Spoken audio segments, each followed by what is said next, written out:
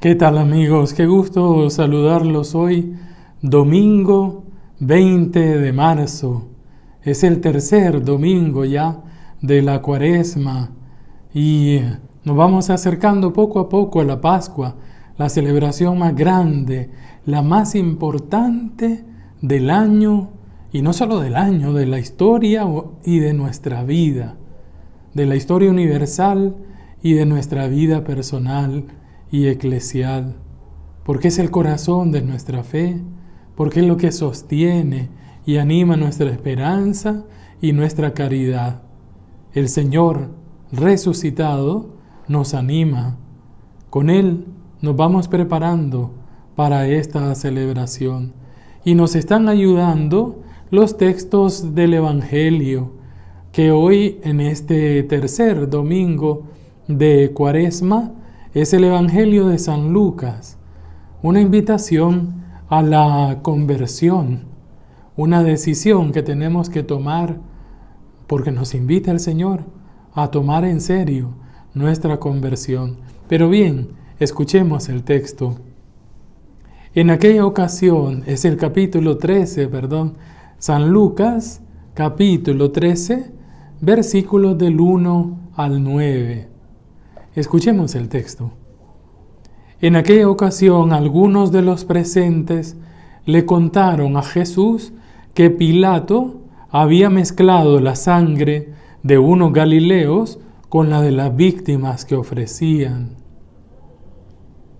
Jesús les contestó: ¿piensan que esos galileos eran más pecadores que los demás por la suerte que han sufrido? Les digo que no. Y si no se convierten, todos ustedes perecerán también.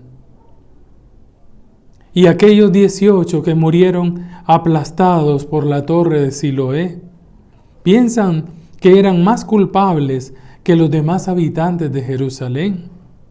Les digo que no.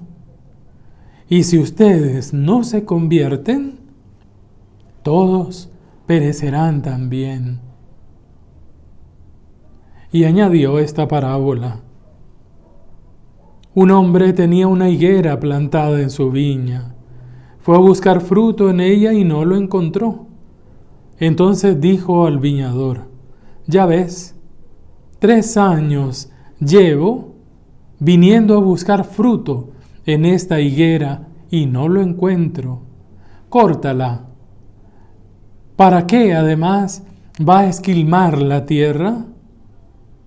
Pero el viñador le contestó: Señor, déjala todavía este año. Entre tanto, yo cavaré alrededor y le echaré estiércol. Si en adelante diera fruto, si no, la cortas. Palabra del Señor. Gloria a ti, Señor Jesús.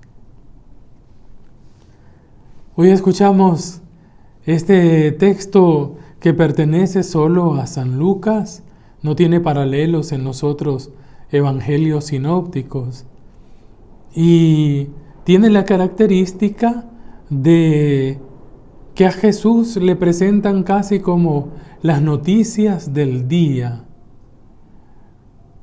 ¿Y qué noticias son? Son noticias de explosiones, de violencia y de desastres naturales que ocurren, y el hecho de que ocurran no significan que son castigo para quienes lo sufren, porque Dios no es así, y porque eso tranquilizaría la conciencia de los demás.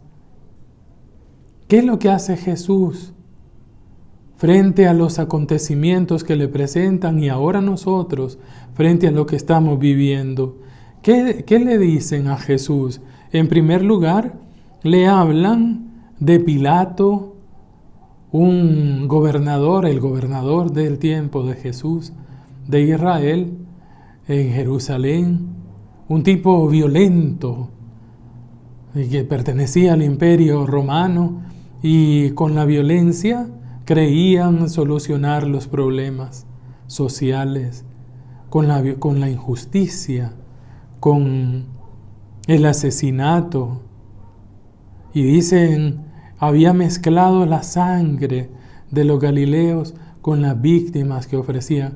Eran gente que estaban practicando el culto, estaban ofreciendo pues su ofrenda al Señor y fueron asesinados. Hoy también cuánta gente sufre violencia, sufre injusticia que llega hasta la violencia, hasta la muerte. Es tremenda la situación que está ocurriendo en Ucrania, es triste. Pero es que los conflictos no son solo en Ucrania con la invasión de Rusia. Hay conflictos en tantos países, en tantas situaciones de violencia tan cerca de nosotros. Jesús nos invita y Él añade también un accidente laboral. Unos albañiles estaban, dice Jesús, trabajando y les cayó la torre de Siloé. Y la gente asociaba estos accidentes o la muerte por injusticia y por violencia. La gente, como también en nuestros días pasa, la gente consideraba eso una desgracia que les vino porque algún pecado habían hecho y estaban pagando el mal cometido. Jesús lo pone en otro nivel, no es así la vida. En primer lugar, porque Dios, ¿cómo va a castigar matando a alguien?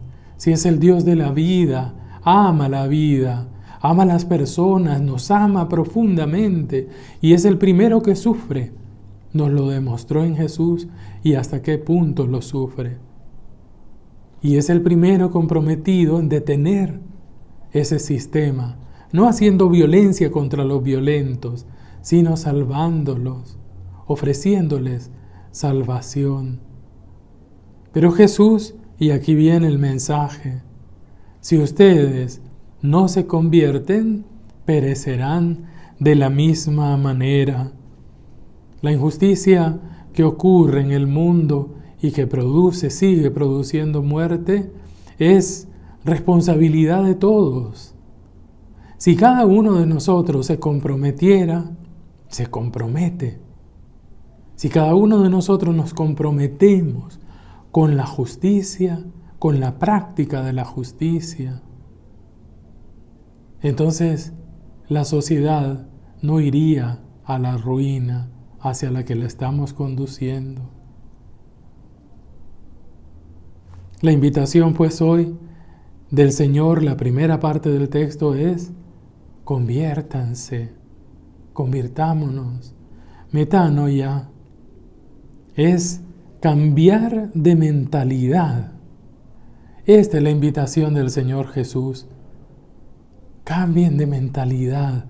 Es lo que en el Antiguo Testamento se decía cambiar el corazón. Porque es el corazón la sede de nuestras decisiones.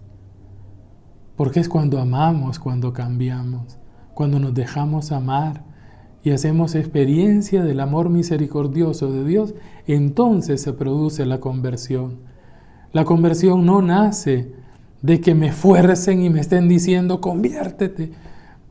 La conversión nace de una experiencia. Cuando me encuentro con Dios y hago experiencia de su bondad y de su ternura, entonces no necesito que me digan conviértete, porque el corazón se transforma, porque el amor lo cambia. La segunda parte del texto, los versículos del 6 al 9, son una invitación que enfatiza el lado bueno de la primera parte que escuchamos de Jesús. Si no se convierten, perecerán. Y aquí Jesús nos está diciendo, no es indefinidamente el mal que cometemos o la muerte. Podemos cambiar, debemos cambiar.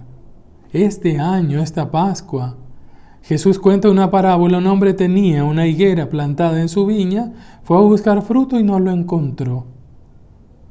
Y entonces aquí representa al Padre. Ya ves, 3 años llevo viniendo a buscar fruto en la higuera y no lo encuentro. Córtala. ¿Para qué va a estar ocupando la tierra inútilmente? Y el Señor, el viñador, Jesús, se pone como intercesor. Señor, déjala todavía este año. Entre tanto, cavaré a su alrededor, le echaré abono. Si en adelante diera fruto, si no, córtala. Qué belleza la misericordia del Señor. ¿Por qué este año estamos en Cuaresma? Porque el Señor nos está diciendo, déjalo todavía este año. Jesús está intercediendo por mí delante del Padre y le dice, déjalo todavía este año, a ver si da fruto. Y no solo déjala todavía, es que Él se interesa tanto que dice, voy a cavar alrededor para que reciba agua abundante, el agua que fecunda, el espíritu que renueva la vida. Y le echaré abono, preciosa la imagen de la agricultura, de la siembra, del espíritu que siembra la palabra para que produzca fruto. Esta Cuaresma, queridos hermanos, tenemos delante de nosotros una situación mundial difícil. Mucha gente la está pasando mal. Lo mejor que podemos hacer es volvernos a Dios, convertir el corazón, dejarnos amar por Él y empezar a practicar la justicia, el amor, que es la más grande justicia. Feliz domingo y bendiciones para todos.